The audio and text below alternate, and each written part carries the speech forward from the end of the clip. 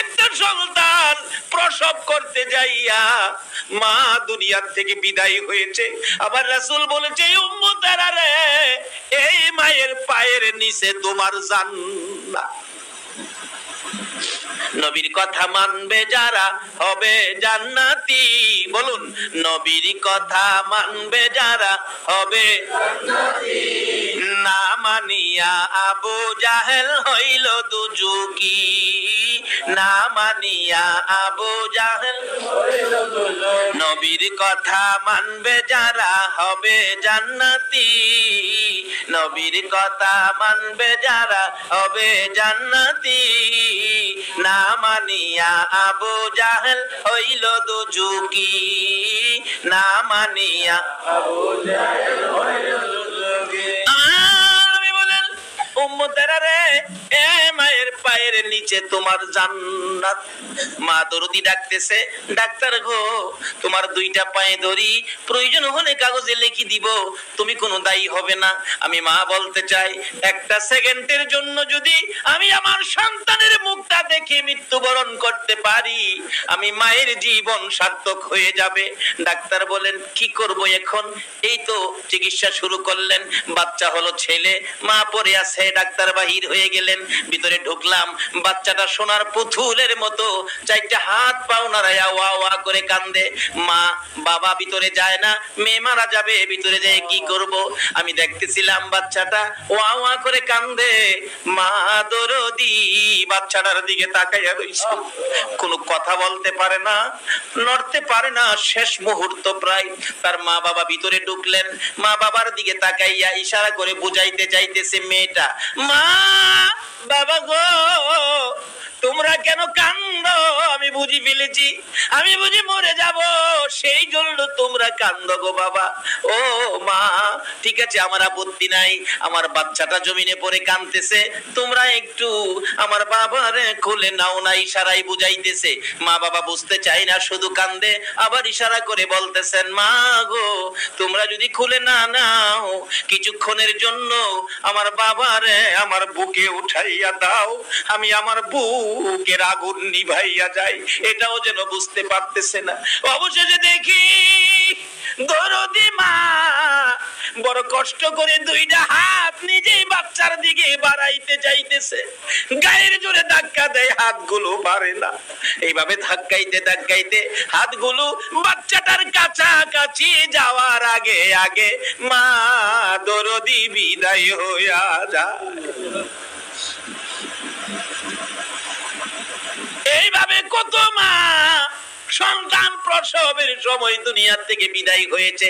তাই আমার আল্লাহ বলেছে, হামালাতুহু উম্মুহু কুরহা ওয়া ওয়াদাতুহু কুরহা। তোর মা তোরে পেটে লইয়া কত কষ্ট করেছে আমি জানি রে। ও বান্দারা, তোমরা আমার নবীর কথা শোনো। আমার নবী বলেছেন, আল জান্নাতু তাহতা আকদামিল উম্মাহাত। সন্তানেরা রে, তোমার মায়ের পায়ের নিচে তোমার জান্নাত। মায়ের পায়ের নিচে জান্নাত একটু নমুনা দেখবেন, বাস্তবে মিলে বোঝা যায় কিভাবে। দেখবেন মা রান্নাঘরে রান্না করতে গেছে, বাচ্চাকে ঘুম পাড়ায় রাখছে।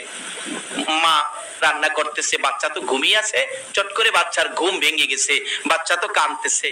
বাচ্চা কাঁদতেছে, মা তো রান্নাঘরে আসতে পারতেছে না। দেখবেন দাদি দৌড়ায় গিয়া বাচ্চা খুলে নিছে, নাতি খুলে নিয়ে ডাকতেছে, ভাই কান্দিস না, আমি তোর দাদি, কান্দিস না। কিন্তু কান্দা থামলো না, দৌড়ে গেছে চাচি আম্মা, ভাতিজা কান্দিস না, আমি তোর চাচি আম্মা। কান্দা থামলো না, দৌড়ে গেছে ফুফু আম্মা, এ ভাতিজা কান্দিস না, তুই নাই আমার ভাই পুতলা গোস রে বাবা, আমি তোর ফুফু লাগি, কান্দিস না। তারপরও বাচ্চা কান্দে, দৌড়ে গেছে খালাম্মা, ও বাগিনা কান্দিস না, আমি তোর খালা লাগি, আমি তোর মার ছোট বোন, আমি তোর খালা। কিন্তু বাচ্চার কান্না থামলো না। অবশেষে দরদি মা রান্নাঘর থেকে পাখির মতো উড়াল মারছে, একটা দৌড় মাইরা ডাকতেছে, তোমরা কারা গো, দাও না গো আমার বাবারে আমার কোলে উঠাইয়া। বলুন মা দরদি যখন বাচ্চা কোলে নিছে, এখন কি আর কান্না আছে কিনা? ওই যে জান্নাতি মায়ের পায়ের নিচে জান্নাতের গন্ধ মায়ের কোলের মধ্যে আছে। আজকে সেই মাকে আমরা চিনলাম না। নামাজ পড়েন, কিচ্ছু লাভ হবে না যদি মাকে কষ্ট দিয়ে থাকেন।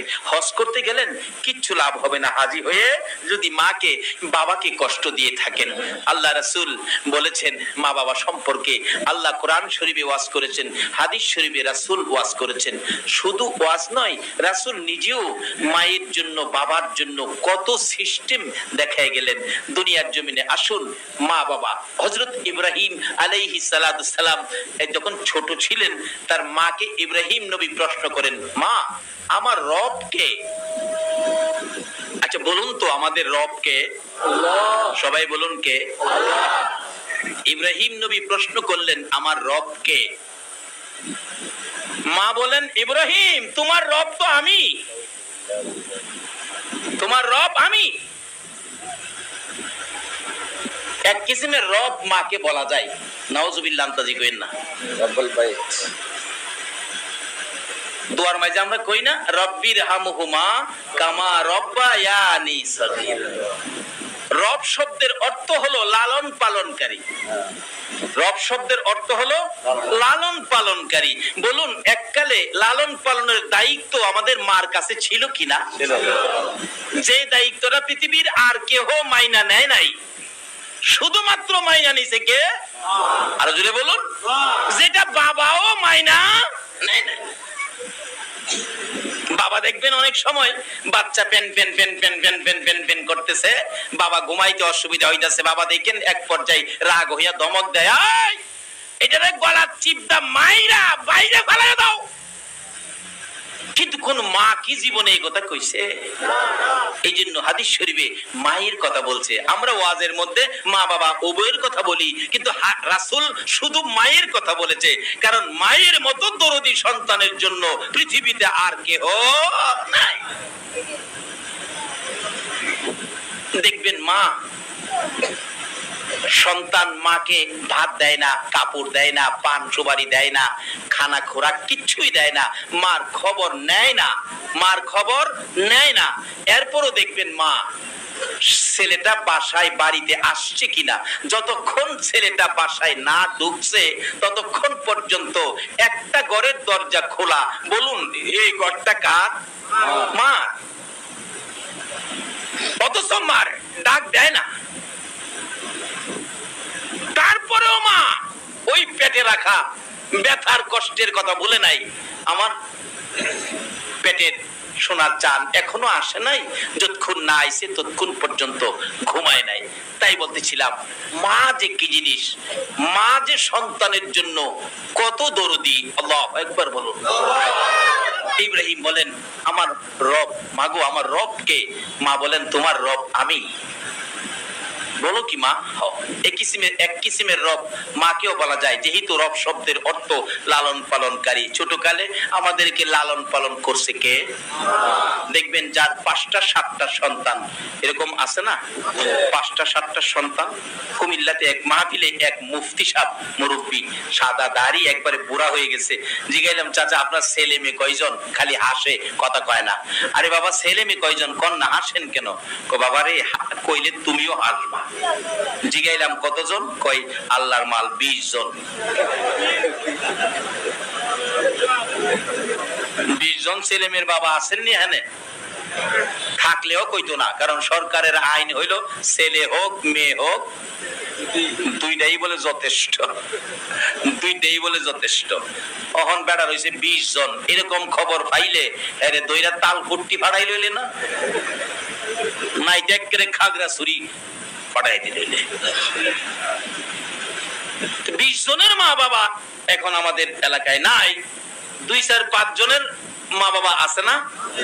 7 জনের 7 সন্তানের মা দেখবেন লালন পালন কিভাবে করে।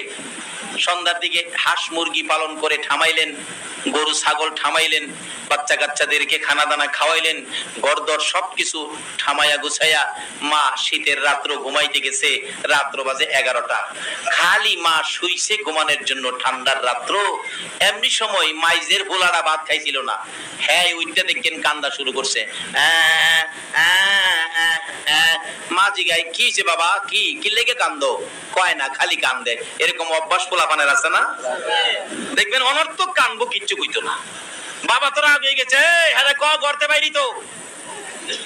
কিন্তু মা কয় তোমারও তো মেজাজ গরম কি লেগা। বাবা কি লেগে কান্দে আমি দেখি না, তুমি ঘুমাও। বাবা কি কি সে কও না।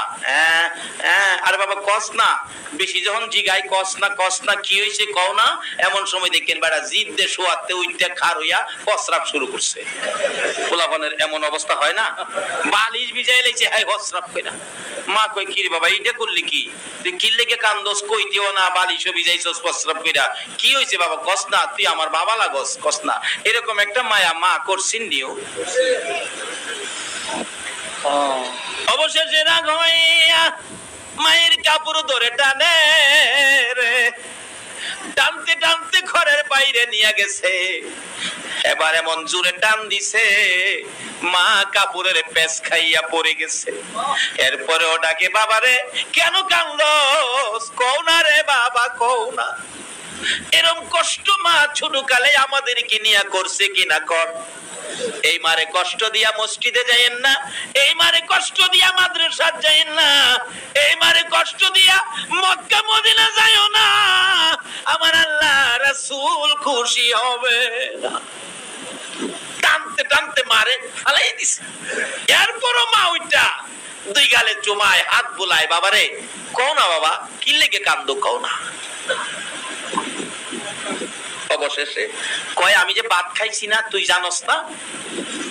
আচ্ছা এই কথাটা কি হ্যাঁ আধা ঘন্টা আগে কইতে পারছিস না? অনার্থক কান্দে কয় না। বাচ্চাদের এরকম একটা অভ্যাস আছে না, আমরাও কিন্তু এই যন্ত্রণা দিছি মারে। এই জন্য আজকে মায়ের জন্য দোয়া করা দরকার আছে কিনা বলো। আর যদি দোয়া না করেন মা বাবার জন্য, কবর থেকে মা বাবা দীক্ষার দিবে আপনাকে কি বলে, তো তাওয়াঙ্গার গার সুদি আজ মালে মা, তো যারা গাফেল সুদি আজ হালে মা। আমার সই সম্পদ পায়া বাড়িওয়ালা গাড়িওয়ালা হইয়া রে, আজকে আমার ব্যাপারে এত গাফেল, আমার খোঁজ খবর নিলি না আমি কবরে কেমন আছি। তুই দিয়ে 8 দিন ঢাকায় থাকতে, 9 দিনের দিন বাড়িতে আইতে, 9 দিন গিয়া 10 দিন হইলে এই রাত্রে তো আমি মা তোর ব্যথায় ঘুমাইছি না। মা কত কষ্ট করেছে। তাই তো বলতেছিলাম ইব্রাহিম নবী বলেছেন মা আমার রবকে, মা বলেছেন তোমার রব আমি। এক কিসিমের রব মাকেও বলা যায় কেন, মা লালন পালন করেছে। রব শব্দের অর্থ হলো লালন পালনকারী। দেখবেন একটারে আধা ঘন্টা ভাত খাওয়াইয়া ঘুম পাড়াইছে, কথাটা খেয়াল আসেনি? এরপরে আরেকটা ঘুমে তুলছে, মা আমি প্রস্রাব করে দিছি। বলুন এই প্রস্রাবের ভিজা খাতা কে বদলাইছিল, নাকি শাশুড়ি?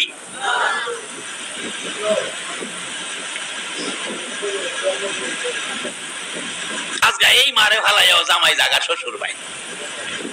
আচ্ছা জামাই মারা গেলে লাশটা কাফন পরাইয়া বলে যদি ক শাশুড়ি বড় আদর করতো, লাশটা শ্বশুর বাড়ি ফাড়াইয়া দেই, খাটলাত কইরা শ্বশুর বাড়ি লয়ে যাইবেন।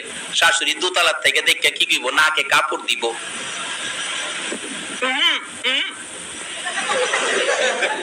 এমনে না এমনে লয়ে যাও। মরা লাশ আনজাইয়া ধরে দুই গালে সুমাইয়া কান্দে কে বলুন? কিভাবে সামনে আসতেছে, প্রস্রাব বদলাইছে, ঘুমায় না, পিঠে থাপড়াই ঘুম পাড়াইতেছে। আধা ঘন্টায় এটারে ঘুম পাড়াইছে। এমনি আরেকটা চিল্লানি মারছে, মা কি হয়েছে? আমি হাগুম। এরকম হইছে না শুরু সময়? বাবা কিলাম ঘুমাইতেছে। বাবা এই বেজালো রাজি না। বাবা কয় 3.5 রোজগার করেছি, ওহন তুমি চালাও আমি ঘুমাই। বাবা দেখেন ঘুমাইতেছে, কিন্তু বাবাও তো কষ্ট করছে। 3.5 রোজগার না করলে মা আমরারে কি দিয়ে খেদমত করতো? কোন আমাদের খাওন দাওনের ব্যবস্থার জন্য কষ্ট করছে কে? হাই রে বাবা, মাথার ঘাম পাতায় পড়ে জামা কাপড় ভিজে গেছে। বলুন এই কষ্ট করে রোজগার বাবা কার জন্য করছে? আজকে এই বাবা অসুস্থ হইয়া একটা আপেল খাইবার লাগিয়া কয়বার যে হুলারে কইছে, উচিত জিনিসই আনতারি না আবার আপেল। আর এই সন্তান যদি এই বাবার কাছে একটা কলা চাইছে, বাবা 2 আনি কলা কিনে দিছে। আজকে এই বাবার কপালে নাই কিছু। বাবা ঘুমাইতেছে, এটা কয় হাগু। শীতের রাত্র, শুরু সময় এরকম করছি না আমরা, আমিও করছি, খালি আপনারা আমিও করছি। রাইতে ডাক দিছি, হাগা ধরছে, আব্বা হাগুম। আব্বা কয় হাগবি, আব্বা হাগুম, কয় হাগবি, উঠে না। অবশেষে একটা কথা আছে, হাগা ধরলে বলে বাগার বইটা হয় না। কি করবো, বেশি হাগা যখন চাপ দিছে দরজা খুললা উঠানের কিনারে যায় নিজেই বইছি হাগবার লেগিয়া। একটু পরেই দেখি শিয়ালে ডাক মেরে বসে। আমাদের এলাকায় প্রচুর শিয়াল এখনো আছে। ডাক মেরে বসে শিয়ালে।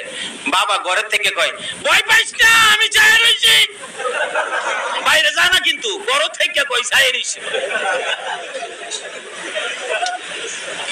আমার তো পায়খানা মাথা দুইটা গেছে শিয়াল কাছে, আর বাবা কইসা এরিসি বলে। একটু পরে দেখি একজন দরদি দৌড়াইয়া যাইয়া সন্তানের মুখের কাছে দাঁড়াইছে। বলুন এই লোকটাকে, এই মারে কষ্ট দিও না। নামাজ রোজা হজ যাকাত মক্কা মদিনা যাইয়া মুফতি মুহাদ্দিস মুফাসসির মক্কা মদিনার ইমাম হইয়াও আল্লাহর জান্নাতে যাওয়া হবে না। মা কাছে গিয়ে কয় বাবা ভয় পাইস না, আমি মা কান ভয় পাইস না। আরেক বেচারা ডাকতেছে বাবা হাগুম, বাবা তো আইসা হাগবি, হ বাবা হাগুম, হাগবি, হ বাবা উড়ো না, হাগুম, হাগবি, হাগুম কুম্বলা আজ্ঞা দিছি ওই তখন ভালো হইছে না। এরকম হয় না অনেক সময়? বলুন খাতার মধ্যে হাইজ্ঞা দিছি ওই, এই খাতা পরিষ্কার করছে কি বাবা না মা? এই মার ভাইয়ের নিচে জান্নাত।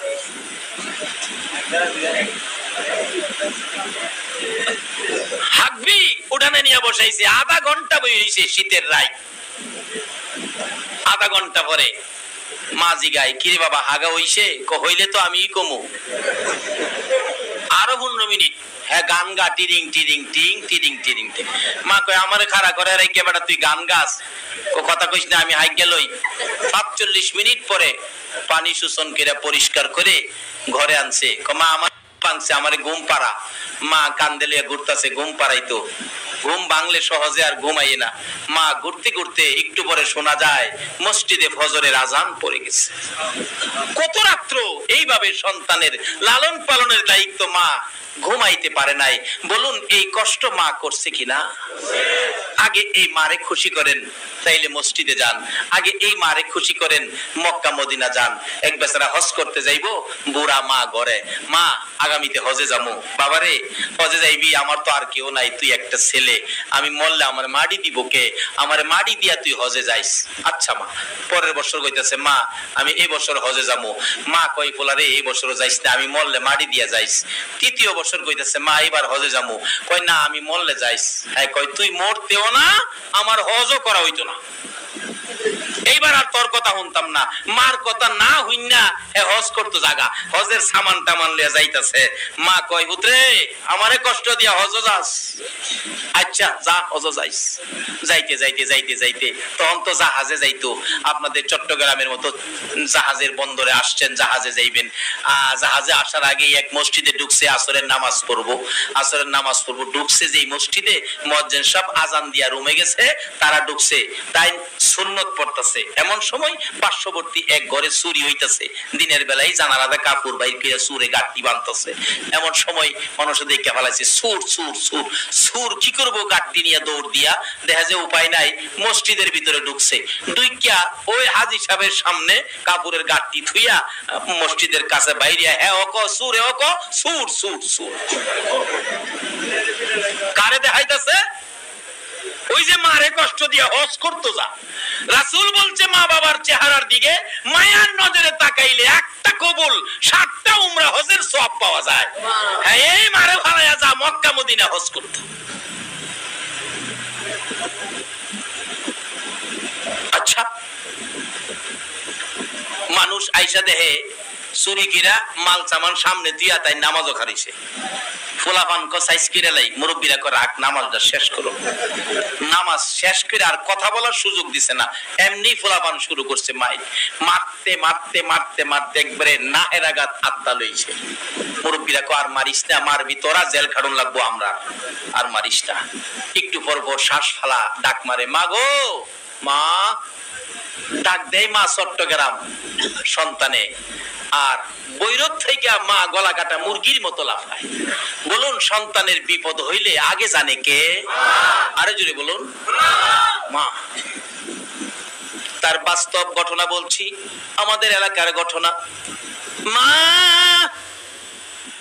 ছেলে ঢাকা যাবে, শ্বশুর বাড়ির থেকে বিদায় হয়ে গেল।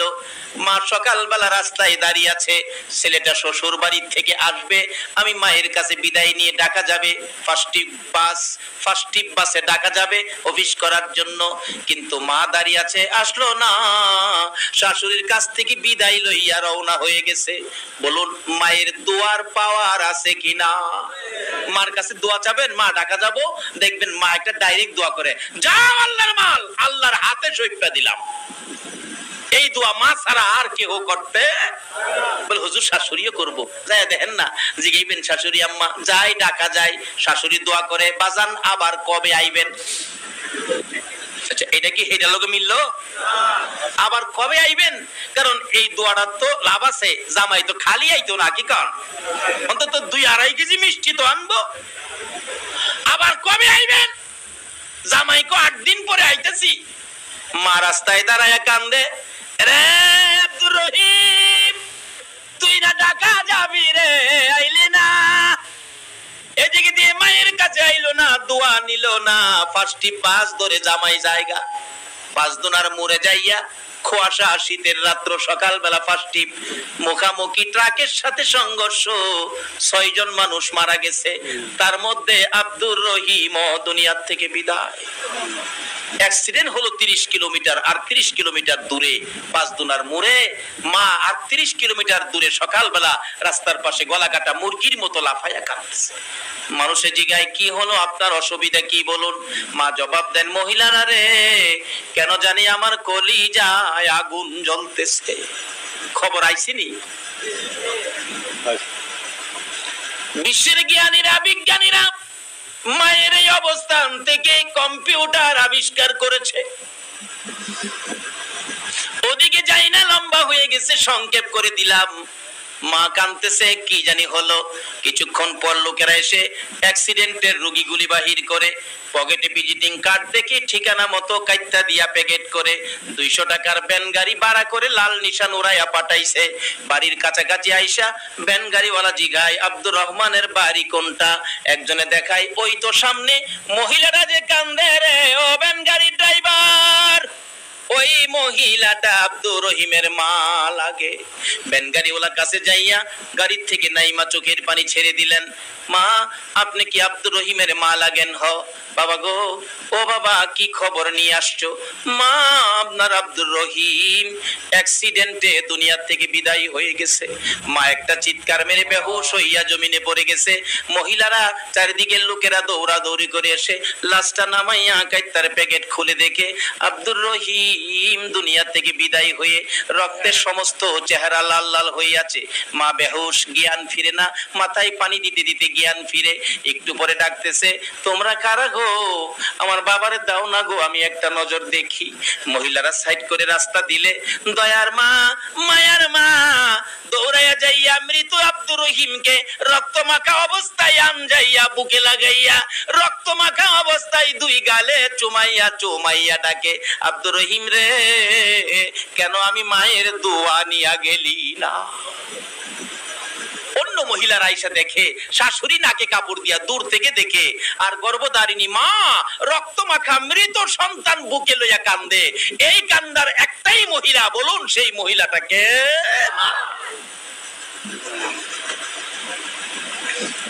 সেই মা বাবার খেদমতে আসুন। মা বাবা কবরে গেলে মা বাবার জন্য দোয়া করবেন। কি দোয়া? তাও কোরআন শরীফে আল্লাহ শিখাইছে।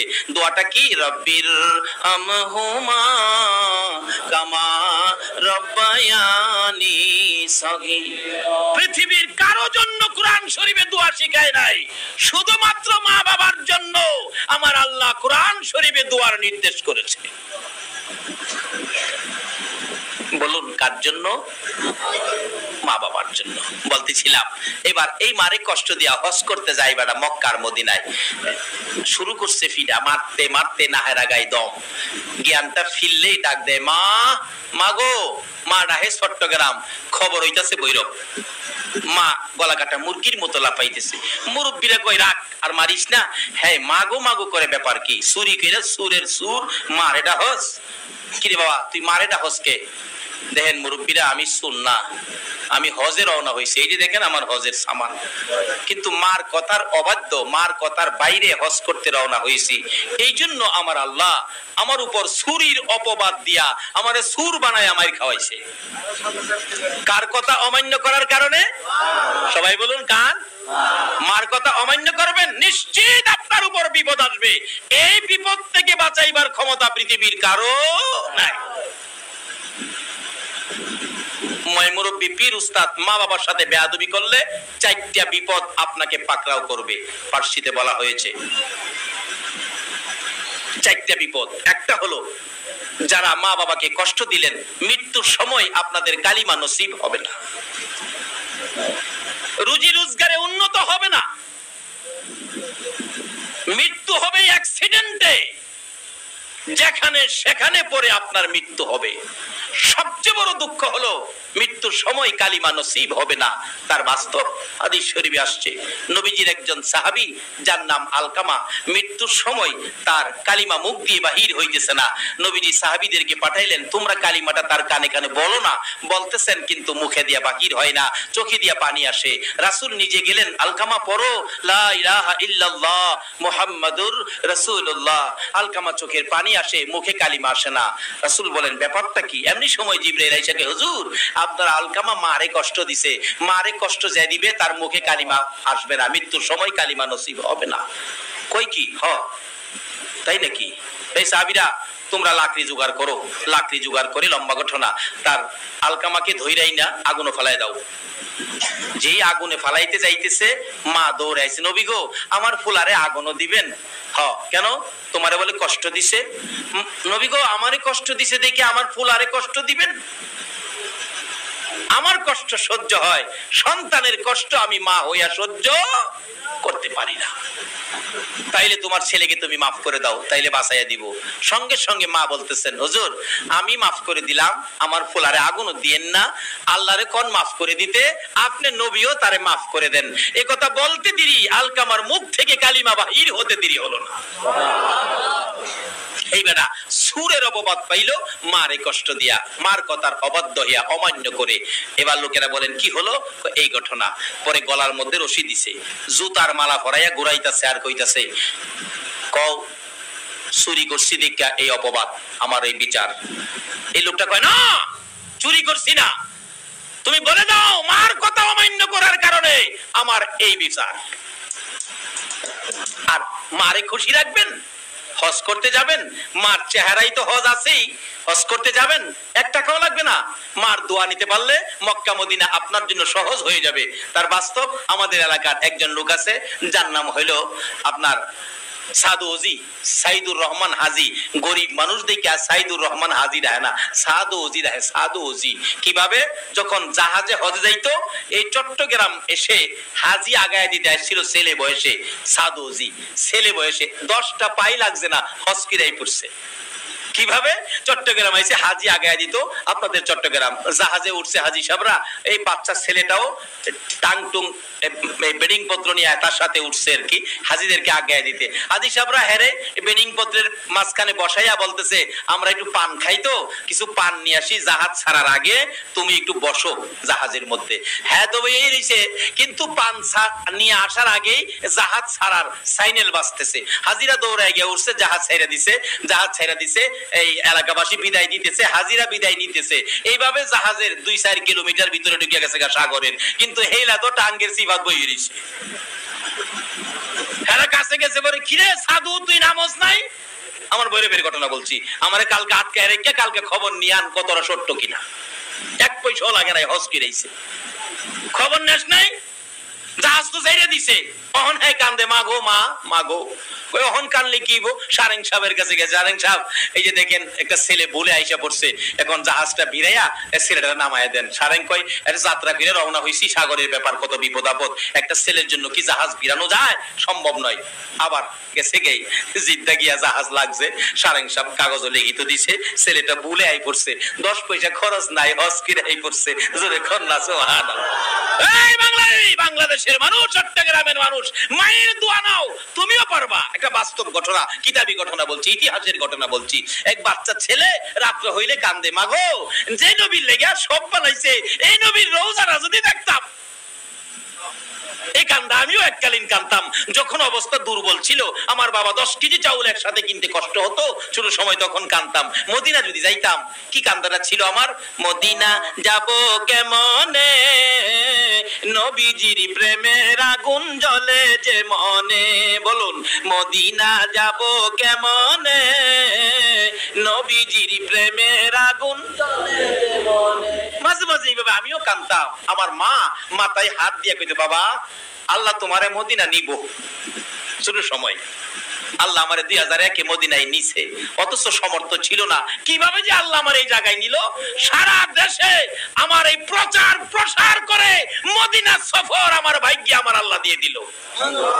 বলুন, দোয়াটা মাথায় হাত দিয়া করছিল কে? এইভাবে এক ইতিহাসের ঘটনা, বাচ্চা ছেলে কাঁদতেছে, মদিনা যদি যাইতাম মদিনা, মাগো মা মাগো আমি মদিনা যাইতাম গো মা। মা কয়, বাবা খাইতে পাস না গরিবের পোলা, তুই কেমনে যাইবি মদিনা? কান্দা দেখিয়া মা একদিন ফজরের নামাজ পড়ে ডাকতেছে, না তুমি না মায়ের দোয়া কবুল করো। বলুন, মায়ের দোয়া কবুল হয় কিনা? তুমি না মায়ের দোয়া কবুল করো। আমার এই বাচ্চাটা কান্দে, মদিনা যাইতো, আমি মা হইয়া দোয়া করে দিলাম, আমার বাবারে মদিনা লইয়া যাও। আল্লাহ তো কবুল করছে। মা সকালবেলা 5টা টাকা এই কাপড়ের মধ্যে বান্ধা ছিল, 5টা টাকা খুইলা দিছে, বাবা এই নাও মদিনা যাও, দিলাম তোমারে 5 টাকা।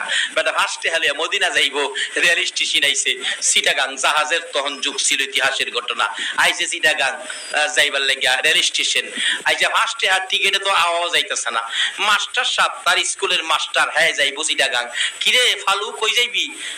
স্যার আমি চিটাগাং যাবো, জাহাজে হজে যাইম।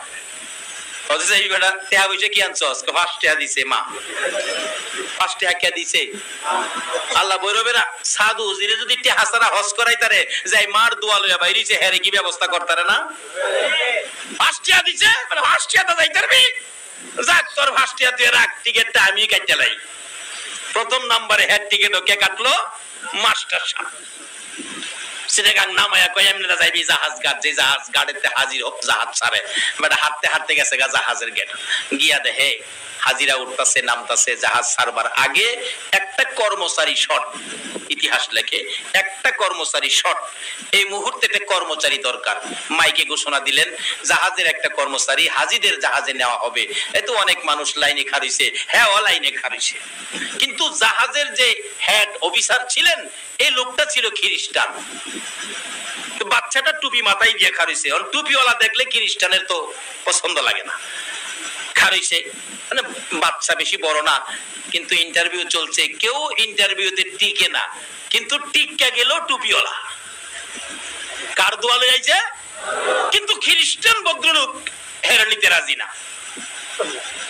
অবশেষে এমন এক ইন্টারভিউ দিছে যেটা হের দ্বারা সম্ভব না। বলুন, মার যদি দোয়া থাকে আল্লাহ তার পক্ষে আছে কিনা? রাসূল আছে কিনা? এবার মা তো দোয়া করে দিছে, আর মদিনায় যাইবো, কি পাগলিয়া বাইরিছে, কি দিছে 120 মণ ওজনের একটা পাথর। বলছে, বাবারে পরিশ্রমের কাজ তুমি পারবে কিনা? এই পাথরটা যদি আলগাইতে পারো তাহলে তোমাকে চাকরি দেওয়া হবে। বাচ্চাটা 2টা চোখের পানি ছেড়ে দিছে। আল্লাহু আকবার বলো। আর ডাকতেছে, রে মদিনার কামলেওয়ালা নবী, মায়ের দোয়া নিয়ে আসছি গো মদিনা যাওয়ার জন্য। তুমি নবীর গোলামি করার জন্য মদিনায় যাব। কার গোলামি? বলুন, এ মদিনার গোলামি করলে তার সাহায্য আল্লাহ দিবি কিনা? তাই আমি বলি, নবীজির গোলামের, নবীজির আশেকের কোনো চিন্তা নাই। চলো নবীজির জান্নাতে মদিনাতে যাই, চলো নবীজির জান্নাতে মদিনাতে।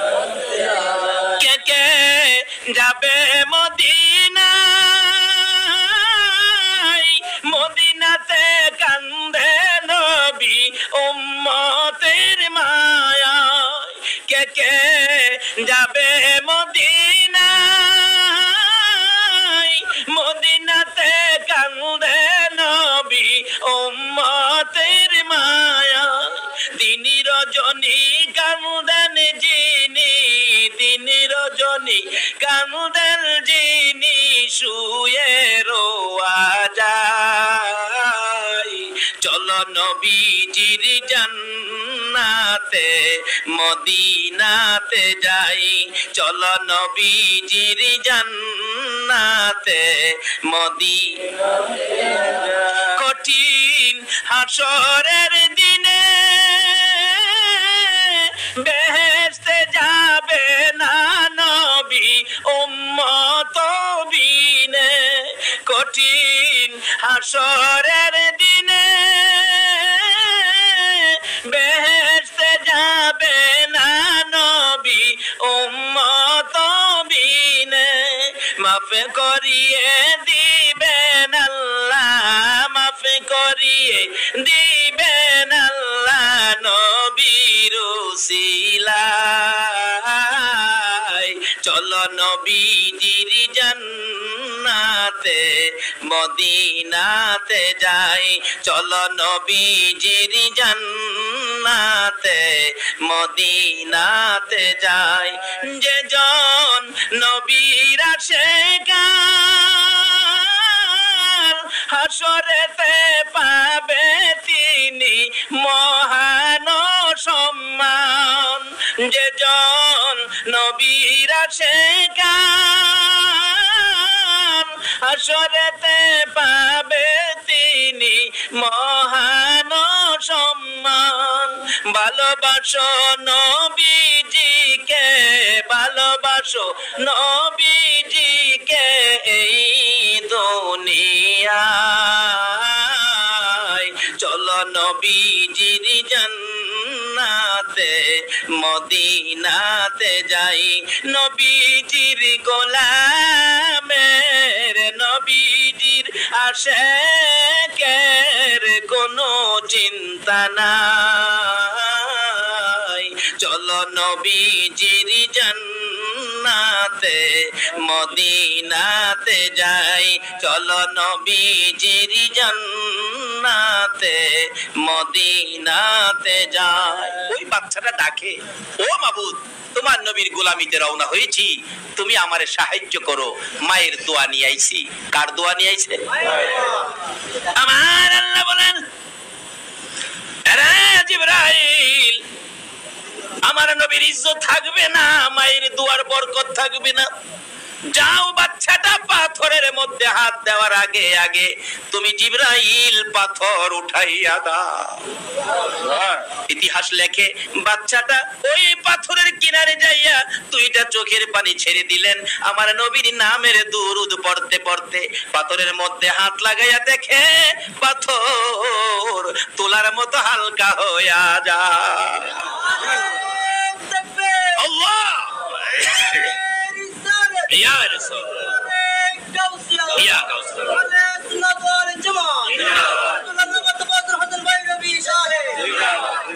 বাচ্চা পাথর আলগি দিয়া এমন এক ঢিল মারছে 120 হাত দূরে পালাইছে।